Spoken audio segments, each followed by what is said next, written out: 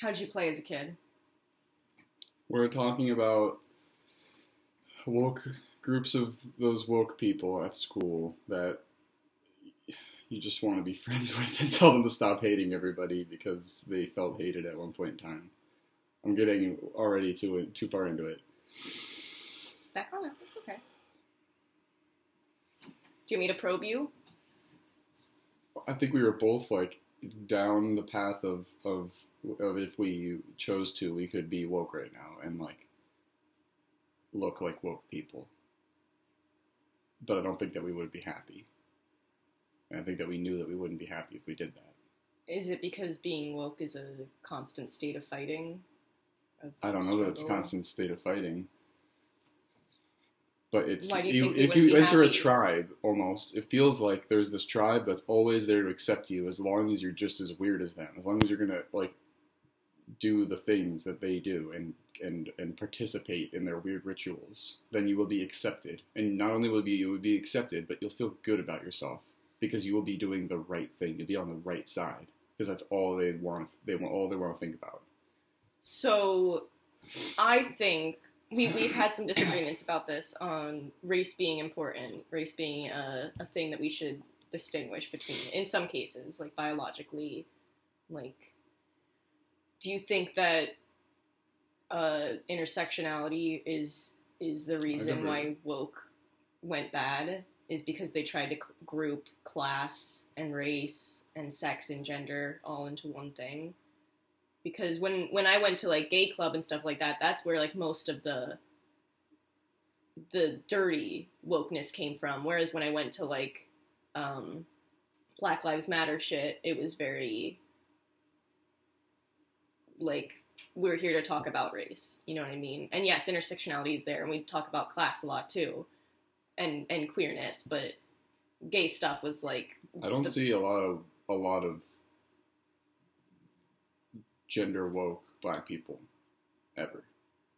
I don't know that I've ever met one before. You're also pretty... It's in a very white area, bubble, but yeah. I've met like...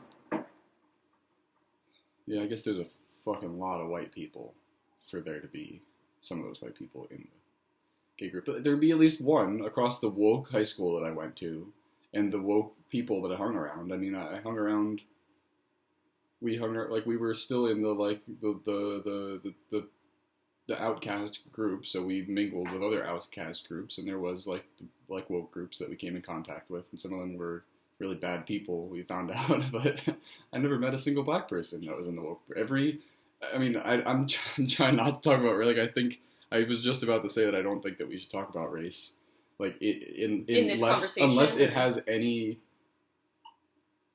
Unless there's a practical reason, like you don't just bring up race for the sake of bringing up race, but if there is a problem that had to do with race, of course you bring up race. Or if you like have sickle cell anemia, like yeah, you have medication that's like meant for black people, but that's like extreme. That's like basically your eyes are a certain shape. Like it's a shape thing. It's physical anatomy, biology.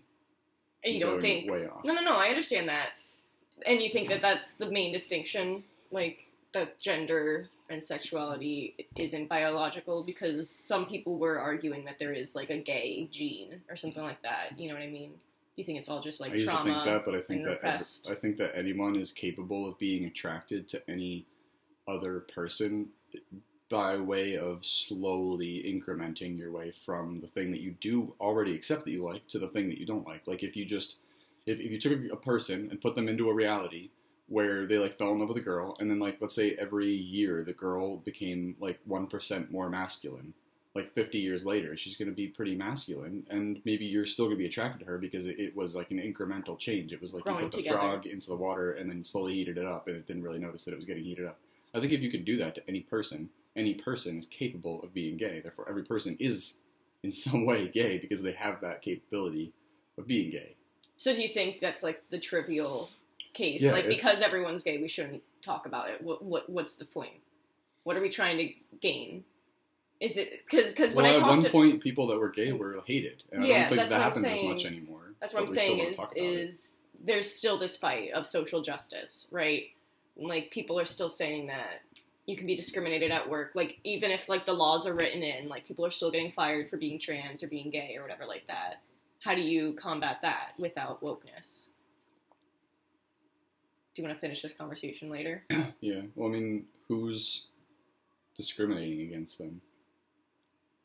Because some would say it's a systemic thing. Some would say it's an individual thing. I think on average most people don't. I think most people don't even make the distinction between gay people and straight people. Like I literally didn't question gay people the first time that I met them. There were my parent. Like I had the kid. My friend had two dads, and I wondered why their last name wasn't the same last name between them, even though marriage wasn't legal. I don't think that most people. I think most people are like that, where they won't really question it. But then, of course, there's like people that do bad things. Like there's white supremacists right now meeting in KKK groups, probably. Mm-hmm. There are always going to be those people, but you can't just say, "Well, we're going to move towards a society where everybody has to do this," and then those people will stop doing that thing. That's never going to work, and it never has worked to make everybody do one thing. But and of course, how do you fix it? I don't know. But it's not to make everybody be woke, and it's not to force your opinions on everybody and force them to think the way you think, because it's never going to work. So do you think it's an individual conversation thing? What isn't? Okay. You can't, Great if point. You can't tell everybody to do one thing, then it's going to be a lot of conversations between those people. Can I bring up how my gay started? I have to go to work, though. Okay, never mind. You can keep talking while I go up. Oh, this is your phone. I started putting out the pocket. I was like, my pocket's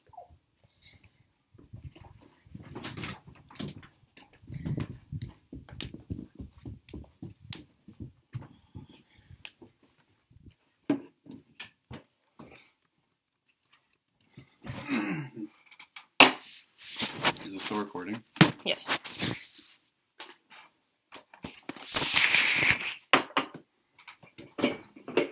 So, don't look at my stain.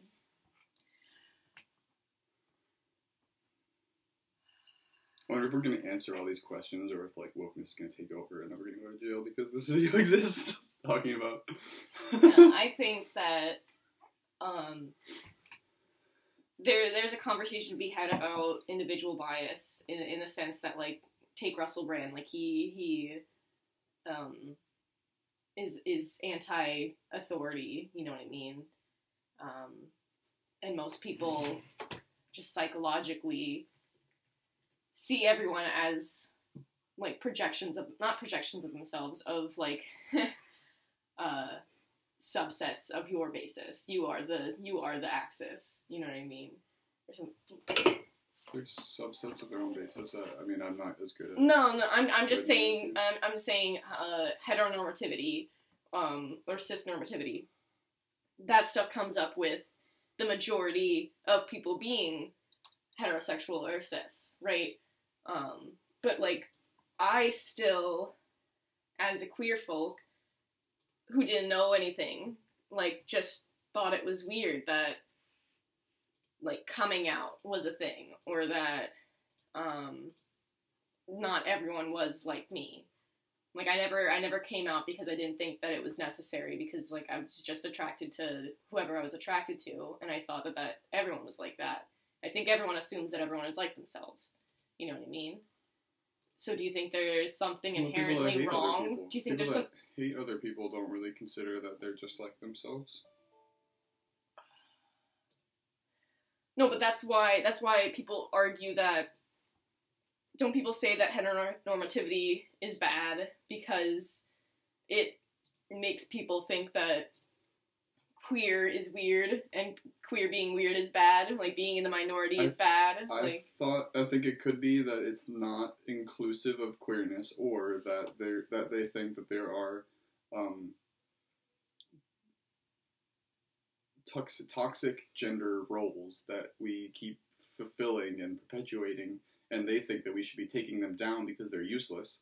But that creates an instance of Just Juden's Friends where they haven't told us exactly why our gender is here and why it presented itself in the way that it did for millions of years of other species having these two sexes and these two...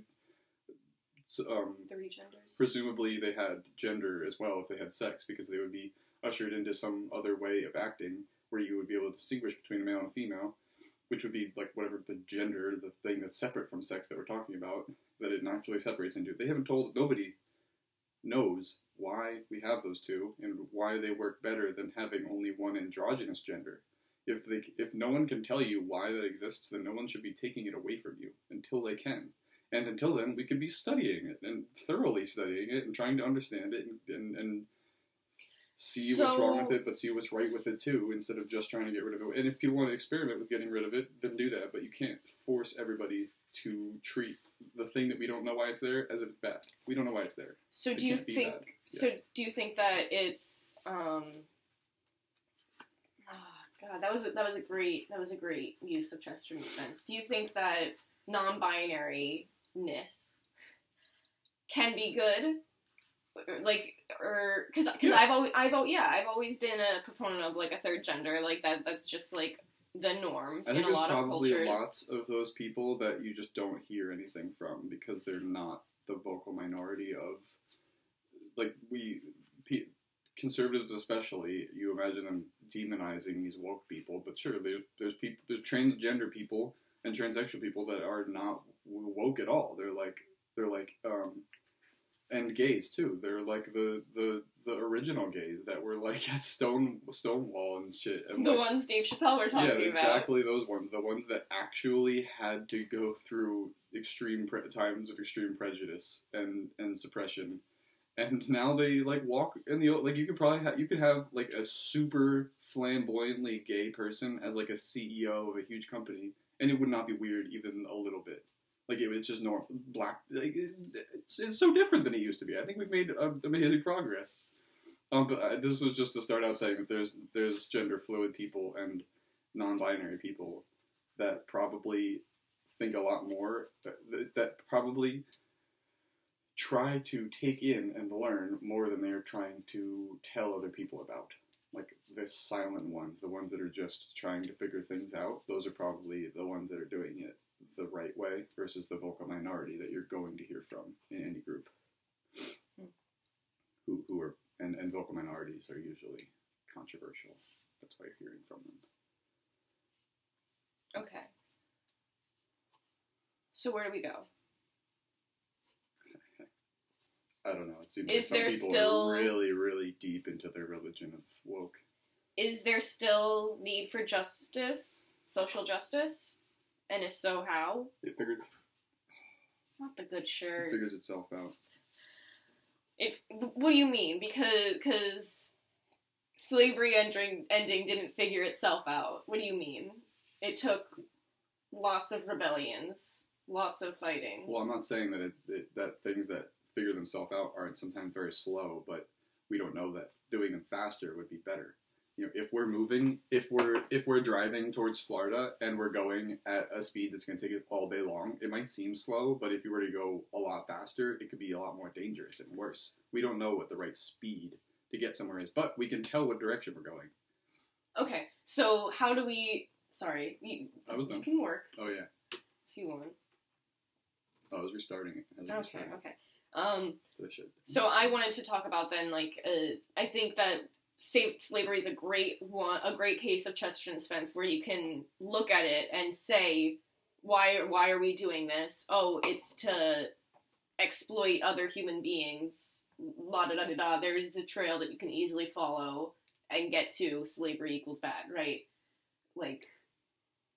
Well, it's as soon as you equate yourself with the slave and you wouldn't want to be in that position that you say this is bad. Okay, so then with gender, can't you say that you don't want to be a female because they're discriminated against, or blah blah blah blah blah, they're weaker or less smart or whatever things that on average women are?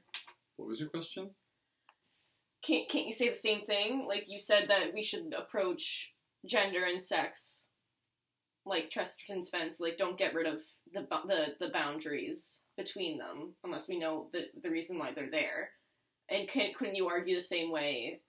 We know the difference. That we know that the difference of black people and white people. The fence is the color of their skin, and we do know why it's there. It's there because they lived in a different place where they needed their skin to be darker, or we needed our skin to be lighter. So our skin got lighter over time Because the ones that had too dark of skin didn't get enough vitamin D, or they didn't blend in well enough with the snow. I'm not 100% sure which one it is. I don't think it's much.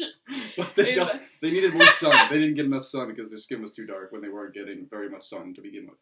So that's why that difference exists. Otherwise, there is no difference. So we can get rid of it. Because we don't need to live in these different places anymore. You could literally get rid of race. You can't actually physically get rid of it.